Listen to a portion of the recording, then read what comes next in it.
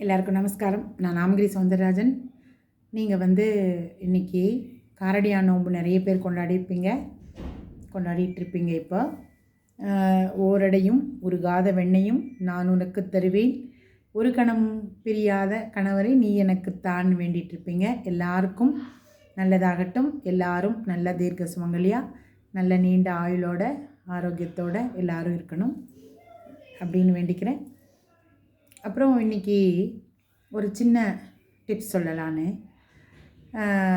எங்கள் வீட்டில் நாங்கள் இன்றைக்கி தால் கிச்சடி பண்ணினோம்.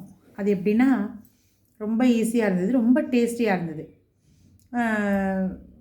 அரிசி ஒரு டம்ளர் அரிசினா ஒரு 2 கைப்பிடி பாசிப்பருப்பு அது போட்டு நான் கொஞ்சம் நிறைய தண்ணி விட்டு 1க்கு 3 தண்ணி விட்டு நல்லா குழைய வேக வச்சு எடுத்து வச்சுக்கணும்.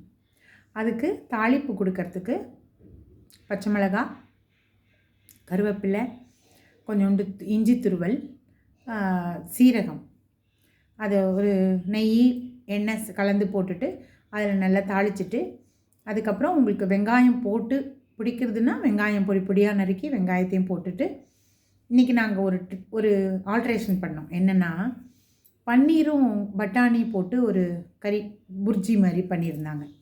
அது ஒரு கப் இருந்தது. அந்த பன்னீரையும் அதில் போட்டுட்டு அதுக்கப்புறம் வெங்காயம் தக்காளி வதக்கிட்டு பன்னீரையும் போட்டுட்டு, அதுக்கப்புறம் இந்த தால் வெந்திருக்கு இல்லையா, சாதமும் தாலும் அதை கொட்டி கொஞ்சம் நெய் விட்டு கொத்தமல்லி தலையெல்லாம் கட் பண்ணி போட்டு கிளறிட்டோம். கொஞ்சோண்டு அதில் காரத்துக்கு இன்னும் கொஞ்சம் காரம் வேணும் அப்படின்னா கொஞ்சோண்டு நம்ம ரசப்பொடி இருக்கும் இல்லையா, அதில் மிளகு, சீரகம், தனியா தானே இருக்கும், அது கொஞ்சோண்டு ஒரு அரை ஸ்பூன் ரசப்பொடி போட்டுட்டு உப்பு போட்டுட்டு நல்லா கலந்து இறக்கி வச்சிட்டோம்.